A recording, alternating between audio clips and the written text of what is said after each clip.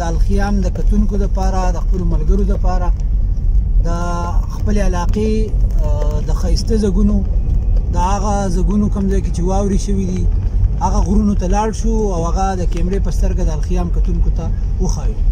ګرانو ملګرو دلته را سره یو ملګری ولاړ دی د دې ځای د واورو نه د خوند اخیستو دپاره راغلی دی د هغه سره یو دوه درې خبرې کوو. السلام علیکم. السلام.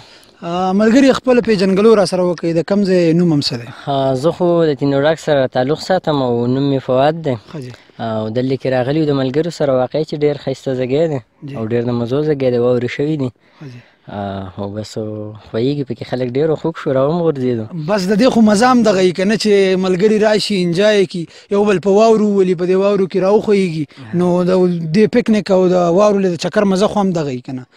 څه پوښتنه لرئ په دغه لار باندې رالی د دې روډ متعلق د دې ځای د دې لوکیشن متعلق حکومت ته څه ویل غواړئ عوامو ته څه پیغام ورکول غواړئ د الخیام په شیشه ملګري تاسو ګوري؟ لوکیشن که تاسو وګورئ ډېر زبردست لکه لوکیشن دی ښه برابر خو د روډ ډېره غټه مسله ده روډ ډېر خراب دی لکه حکومت نه خو صرف دا مطالبه ده چې روډ موږ ته لکه داسې مقامات ته ټیک کړی شي لکه د دې ځای خلکو ته هم پیدا خو روډ لکه واحد داسې مسله ده دا عوام نشي حل کولی. ماشاءالله ډېر ښکلې علاقه ده حکومت ته پکار ده چې دلته روډ جوړ کړي او داسې پارک جوړ کړي چې دې ته عوام راشي دې سره به دلته بزنس هم سیوا شي او د سیاه دپاره به ځای هم جوړ شي.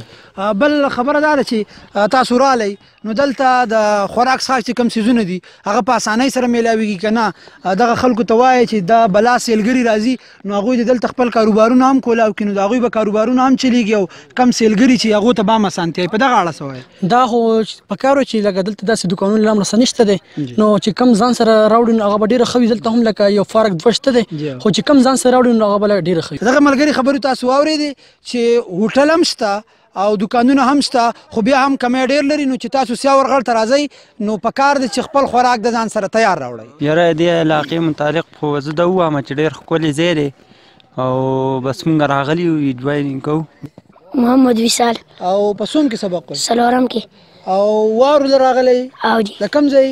د سیاه. ښه نو د واورو نه دې خوند واخیستو که نه؟ او جی. راوښوی دی پکې که نه؟ جی. نو راوښویږه پکې که نه د واورو خو مزه دغه دا ځای ډېر ښکلی ځای دی څنګه تاسو ولیدو د الخیام په سترګه به یې زموږ نور ملګري هم ګوري خو دا لا تر اوسه د سیاحت په هغه خصوصي ځایونو کې نه دی شامل چې د حکومت د طرفه هغې ته بلا پنډونه راځي هلته د بلا سیلګري راځي سیلونه پکې کوي نو د حکومت نه څه مطالبه کوئ چې دا دومره ښایسته ځای دی هم د دغه سیاحت د محکمې سره شامل کړی شي چې د دې ځای نه هم خلک خوندونه واخلي نه یوازې د خلک خوندونه واخلي بلکې د دې ځای د علاقو سره هم ترقي وکړي. د دې په دې په اړه څه وایي؟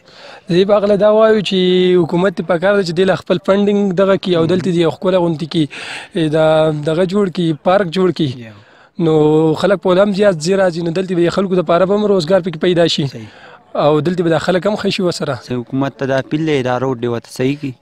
حکومت ته خو زموږ دا اپیل دی چې دا روډ دې سیټ کړي چې خیال دی دې نه د هر ځای نه خلک راځي د پېښور نه مردان نه د هر ځای نه راځي خلک.